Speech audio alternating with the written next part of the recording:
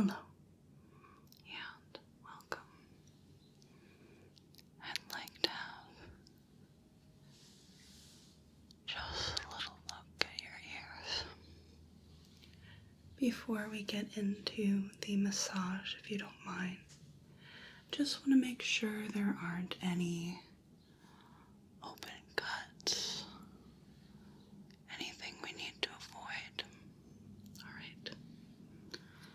Okay, so let me know if any of this is painful at all. Okay, just like the back of the ear here. And over here. Okay. Good, and just along the folds of the ear. Anything? Okay, and anything back here? No. Okay. So to start,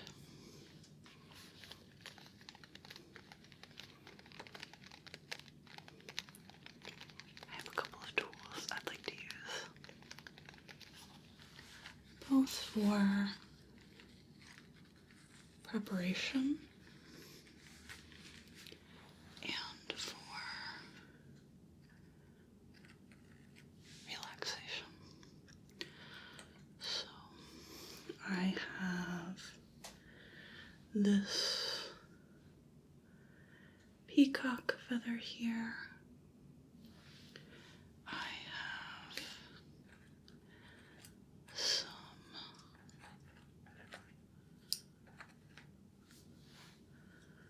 goose down here.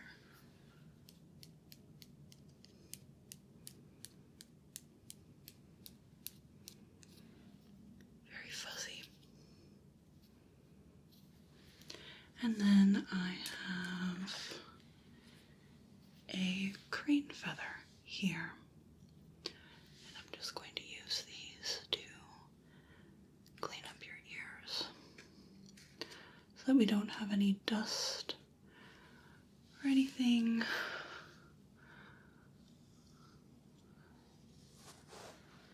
get mixed into the massage medium. I'm just going to run the feather along the face and ears. And this is very light. Very light. Almost no sensation at all.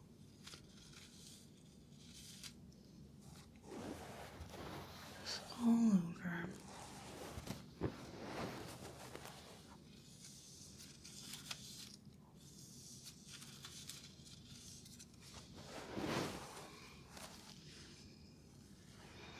Just running the feather behind your ears and back up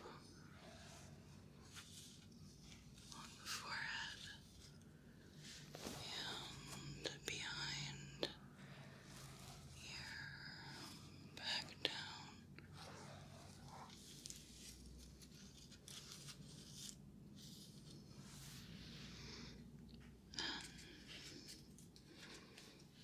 We have our two little goose down tipped sticks here. We can just run these along the face as well as the ears. Just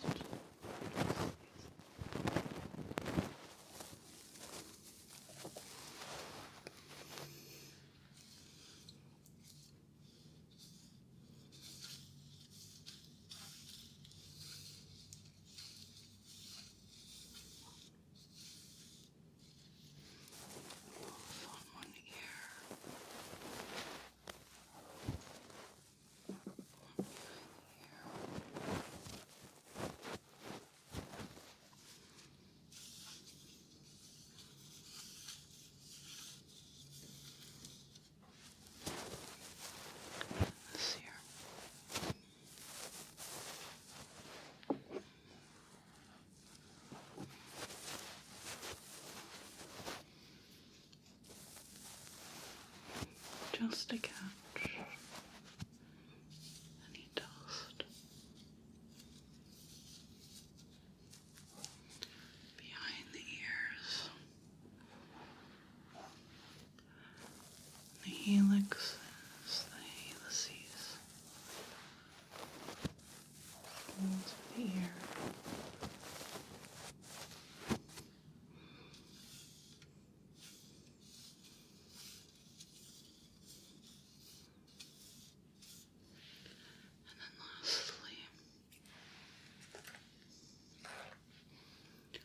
The crane feather.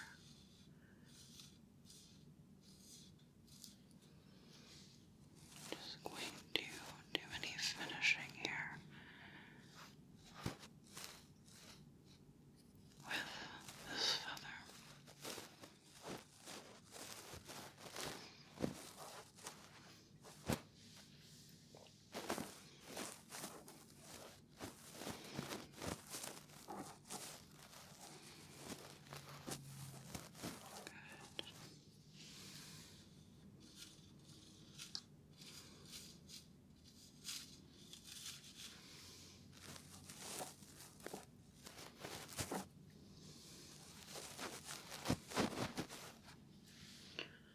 And then we can begin. We're going to start with one medium. This is a massage balm that turns into an oil.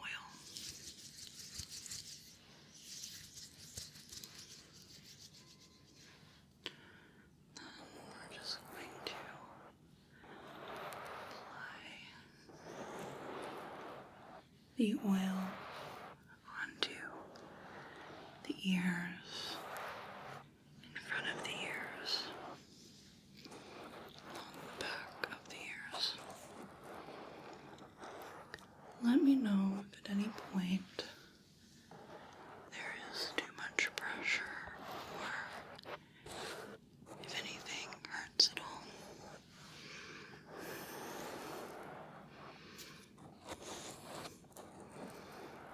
Okay, good. So I'm just going to scoot up a bit. And we can get into the massage here. The ears can be delicate, so we're going to be rather delicate as well.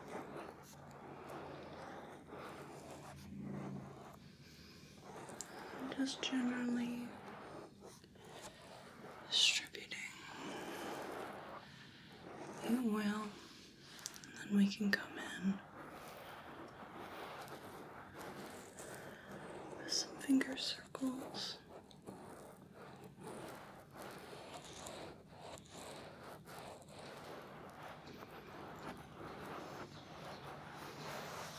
In front of the ears.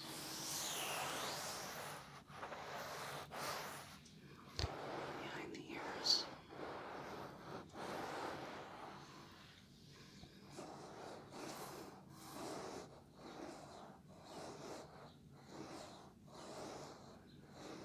Make sure to get the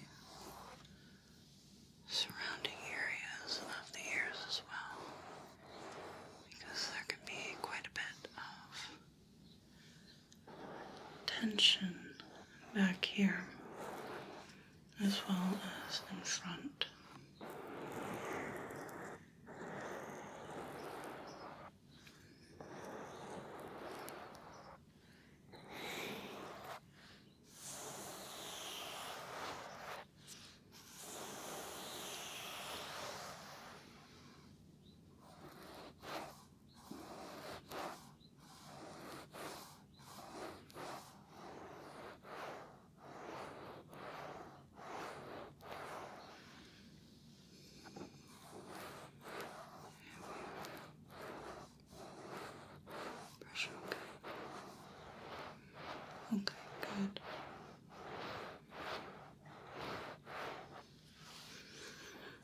And with this oil, we can work essentially indefinitely, because the time it would take for this oil to be absorbed into the skin, it will be beyond how long we'll be doing this massage.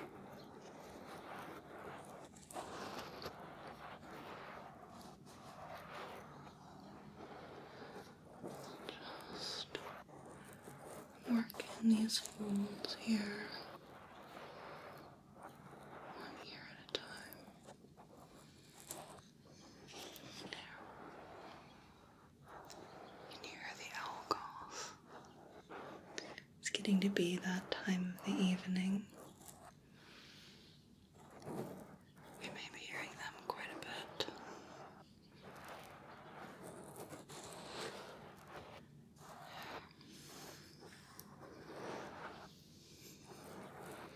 Using both hands, with my fingers here, my nails are cut very short, so I won't accidentally poke you.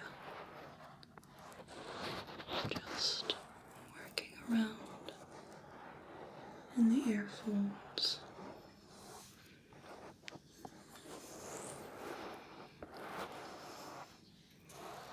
So, since the ears are a smaller area that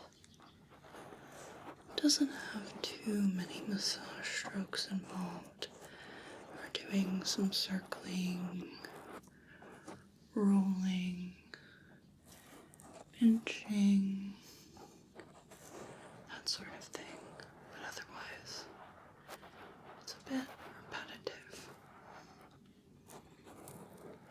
So I like to just kind of chat a bit and you can tune it out or listen in. It's just more of a backdrop. So, my favorite art movement of all time is called Art Nouveau. And even if you think you haven't heard of Art Nouveau, you absolutely have. You've seen it before. You know what it is. You might know it more in the context of graphic design, but you very likely know what it is. So, Art Nouveau was an art movement from around 1890 to 1910.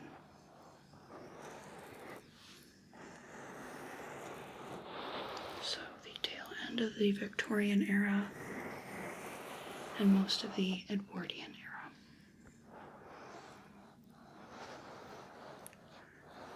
And it occurred essentially at the same time, coinciding with La Belle Époque,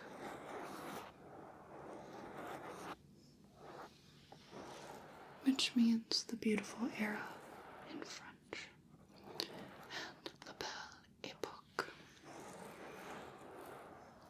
I think of primarily for its music. So during this time you have Claude Debussy, Eric Satie, Igor Stravinsky, Gabriel Fauré, Maurice Ravel, and one of my favorites, Edvard Grieg. So this movement is going on at the same time. That this beautiful music is being made by all of these still very famous composers.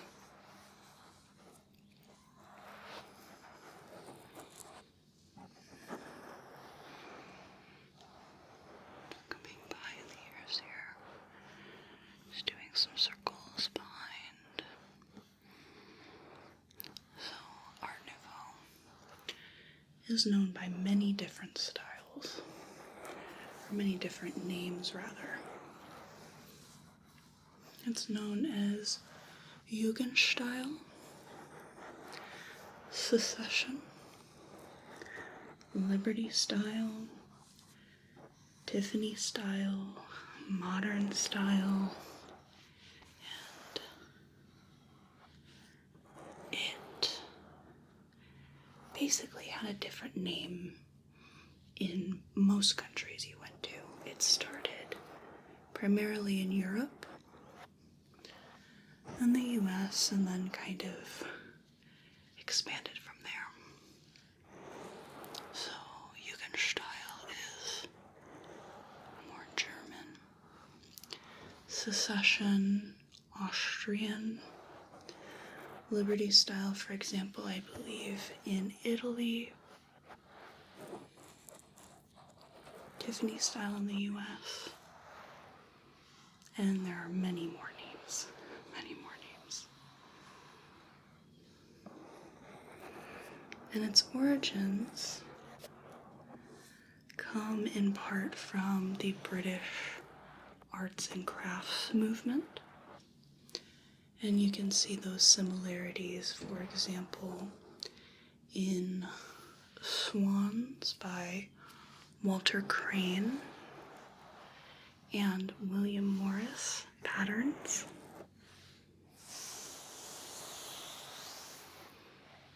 And it also has origins in Japanese woodcut art, because at the time people got really into Japanese art. And one particular transitional artist is an excellent example of that, named Aubrey Beardsley. Aubrey Beardsley's work, if you look at it, is greatly influenced by ukiyo-e, that Japanese art. And though his work preceded Art Nouveau, he also worked within Art Nouveau and is also known as an Art Nouveau artist, unfortunately. He died of tuberculosis rather young.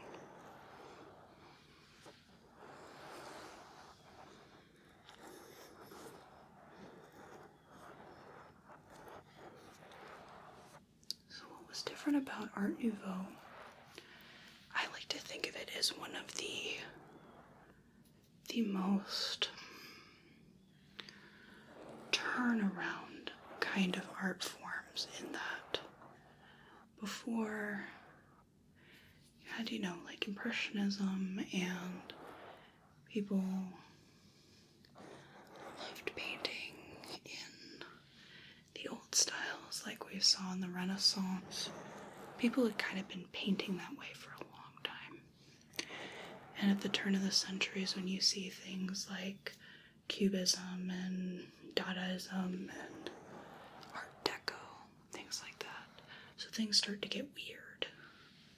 And Art Nouveau was one of those early art forms that just took this huge shift. There was nothing like it. So using one finger to gently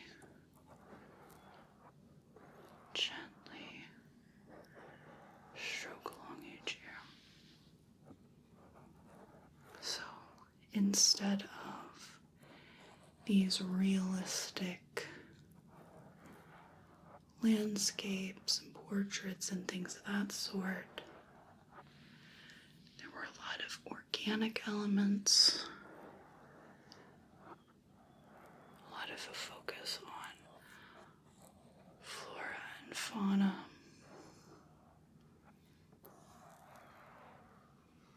Big, bold, bright colors, but still being a little more muted as well.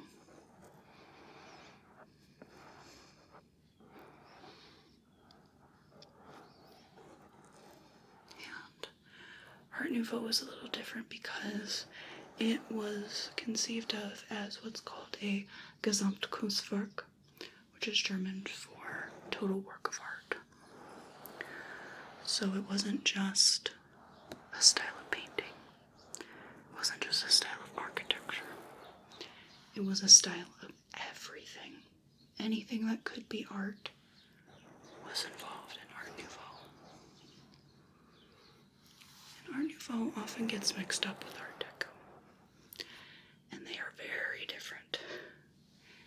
Very different. So, Art Deco comes just before World War I. And Art Deco is certainly derived and influenced by Art Nouveau, but where Art Nouveau was nature and asymmetry and maximalism and these organic elements, this decadent elegance, this focus on expert artistry. Art Deco was a celebration of industrialization and mass production, simplifying the shapes into geometric forms. So, to put it very simply, the elven realm in Lord of the Rings is Art Nouveau. It is actually based on Art Nouveau. All of those wavy lines, all the asymmetry, all the organic shapes. And Art Deco is the Empire State Building. It is actually constructed in the Art Deco style. Lots of triangles, lots of squares, symmetrical lines, that sort of thing. So they are very different. Very different indeed.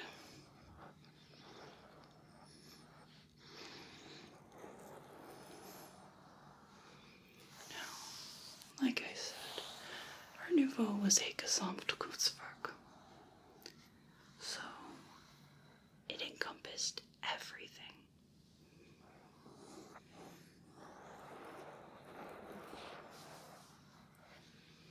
You had architecture, jewelry, glasswork, paintings, posters, all this, that, and the other. Whole kit and caboodle.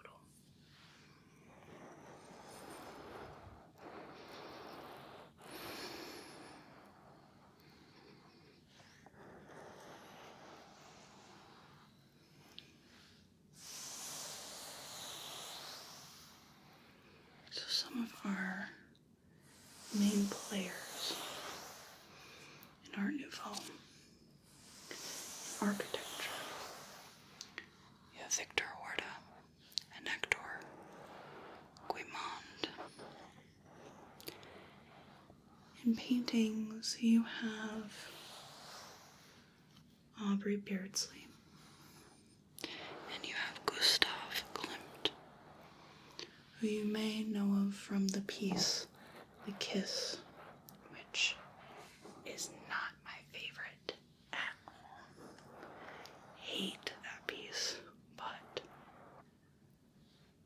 Klimt's landscapes were exceptional. I have his 1909 work, Campo di Papaveri, in my living room. It's so beautiful. So I love Klimt for his landscapes, but not for anything else. I grant you that he did something that nobody else was doing. It just doesn't work for me.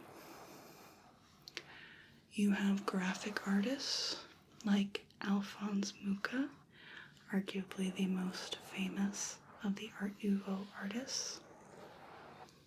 And I'm going to butcher this because I've only ever read the name.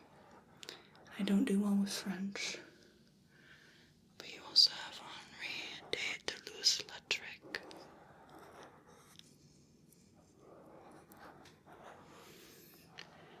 In jewelry, you have René Lalique. In glasswork, you have Louis Comfort Tiffany, as in Tiffany lamps, and the designers that worked in his studios. Usually he gets credit for all the designs, but his designers also did quite a bit.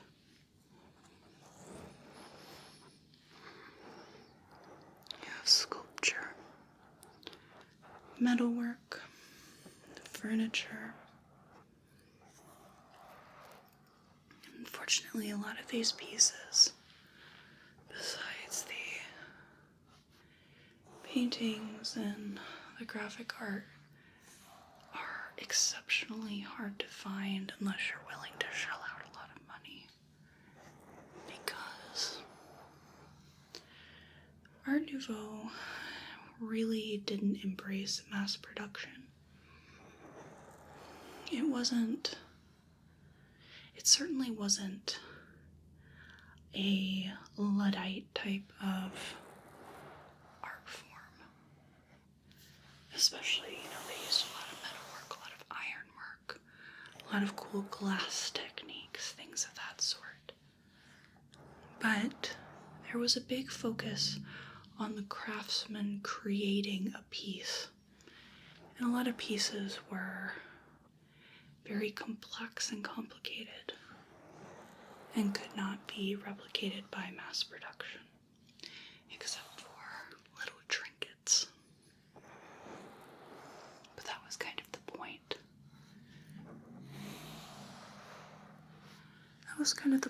Was that you had these expert artists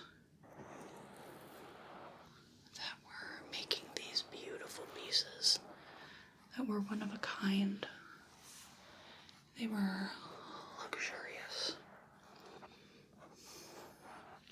But on the other hand, you had something that was more of a commodity, more for mass consumption, and that was graphic art. And this is where graphic design really starts to take off, because color lithography proliferates in this time, and this technique of printing made it so that posters could be mass produced. So all of a sudden, this art, these posters and whatnot, are not just something you see in museums, but instead is something you see in the streets. You have Alphonse Mucha, who designs posters for actresses, for shows. You have Les Chat Noir, which you've probably seen those posters before.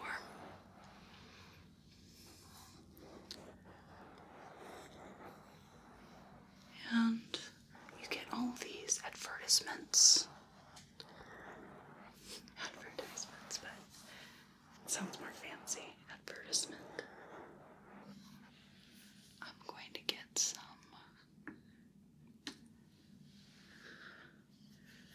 lotion here because I want to start sealing in the oil into the ears to keep them moisturized.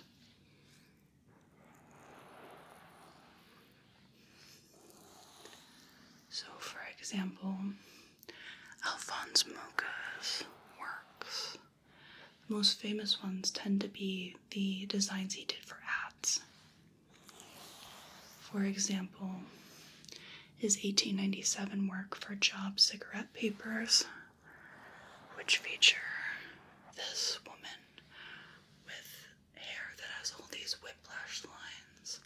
and she's smoking a cigarette, and the smoke is swirling around, and she's got these half-lidded eyes. Very beautiful.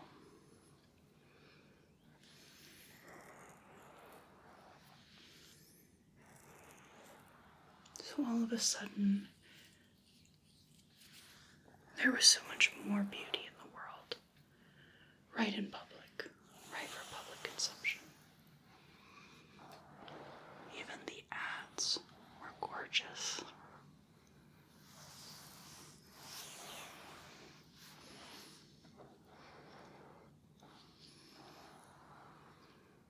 Now, Art Nouveau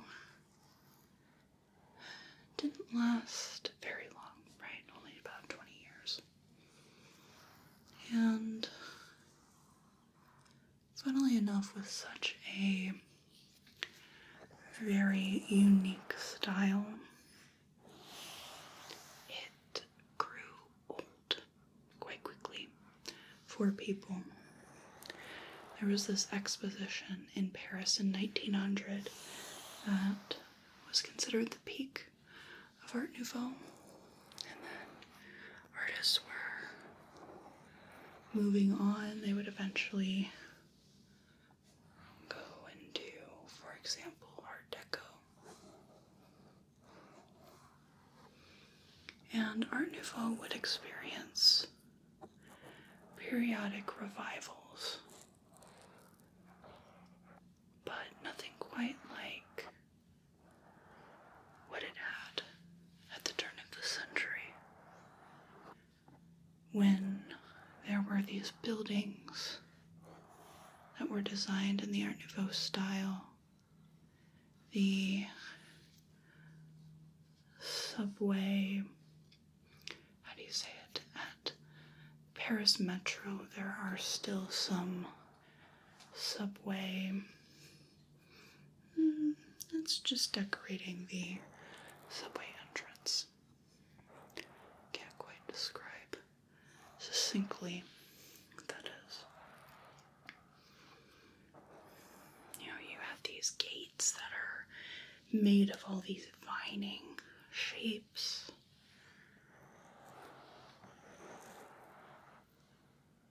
Everything was just very weird. One criticism of Art Nouveau called it a noodle style. It was very chaotic. Almost didn't have much rhyme or reason, but it did. It was just extraordinarily experimental. It was very avant-garde. And when you think of, you know, Victorian writing on like apothecary bottles and old advertisements where it's a handwritten form of text, that is often in the Art Nouveau style. So it does look very dated in some ways, but in some ways it remains very fresh because it's so unlike anything else.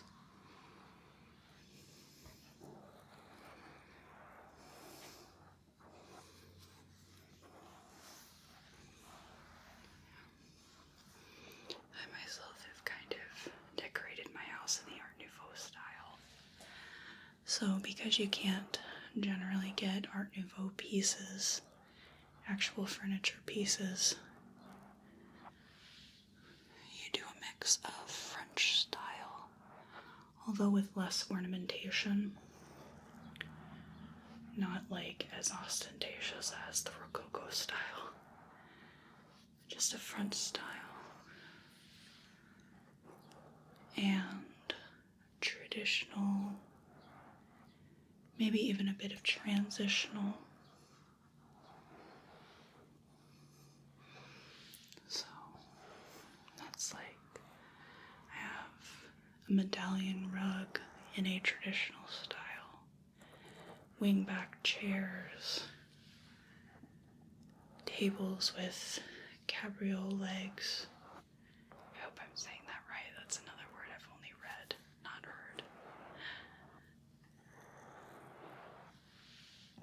painted my light switches, light switch covers in the Art Nouveau style.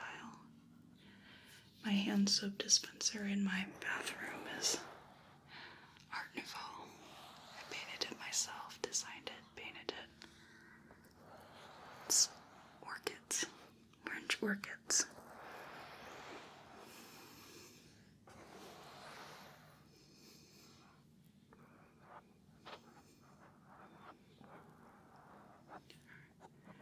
And most of my art is Art Nouveau, or at least Art Nouveau adjacent.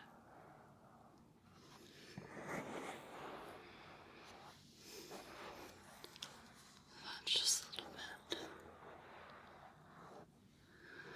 about Art Nouveau.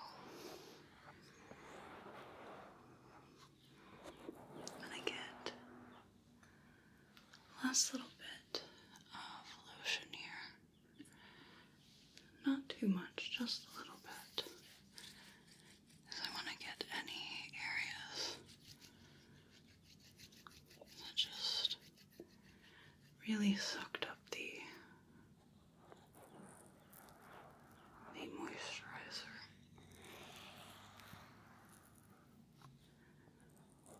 Make sure everything has a good coating. The area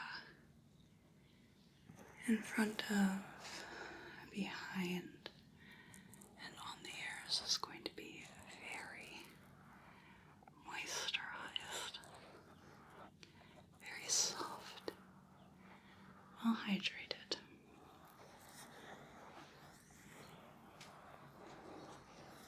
Nice the hands too.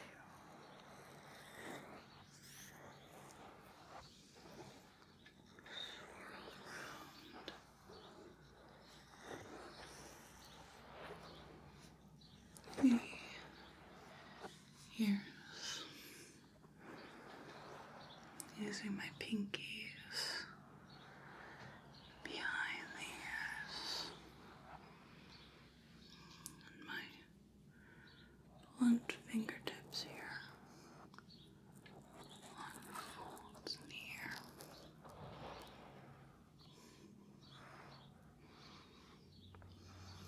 The lotion has made the oil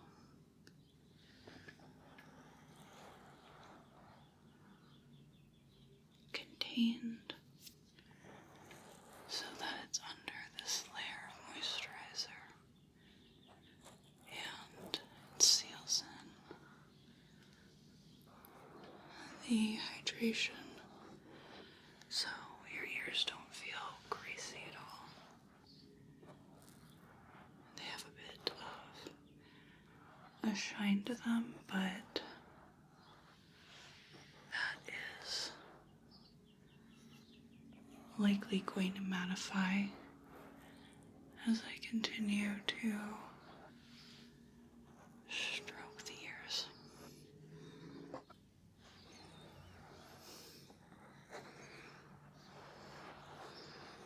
As it gets absorbed. As I keep working in, moisturizer continues to get a little less shiny. It's a rather active night, isn't it? Beautiful weather. Everybody's been cooped up for too long. How do you plan on enjoying your evening? Are you going to spend it outside at all?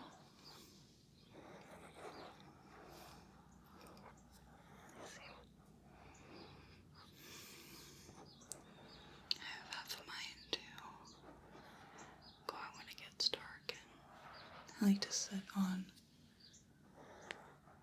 my front stairs. So that's where, if you're very quiet, you'll often see a lot of wildlife.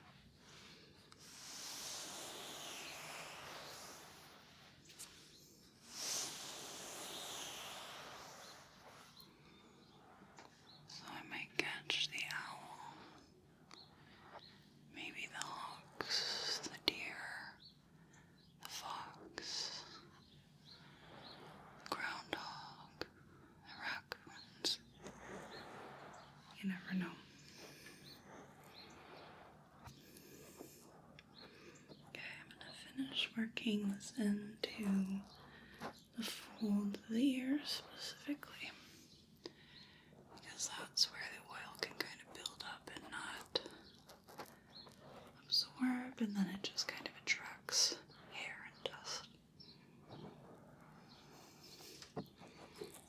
I'm making sure all of that is distributed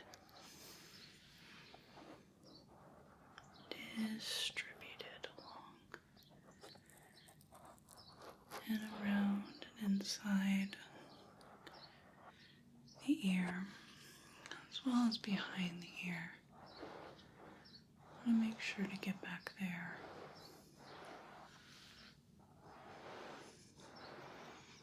Again, same thing. It might just kind of attract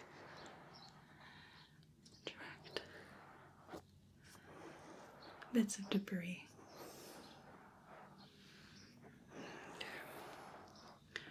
Let's just do some finger circles here. And your ears are all but matte. It's almost like when you put a bit of sunscreen on.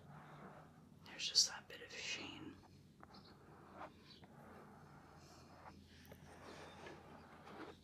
So the skin feels great.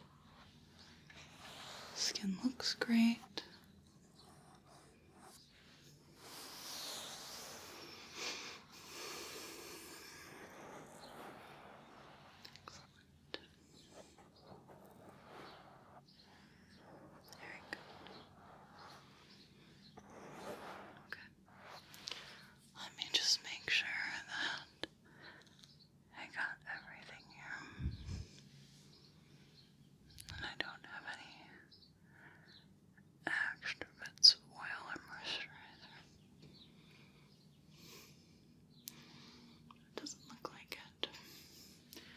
Everything is rubbed in, not greasy, just hydrated. So I'm going to rub that into my fingers a bit.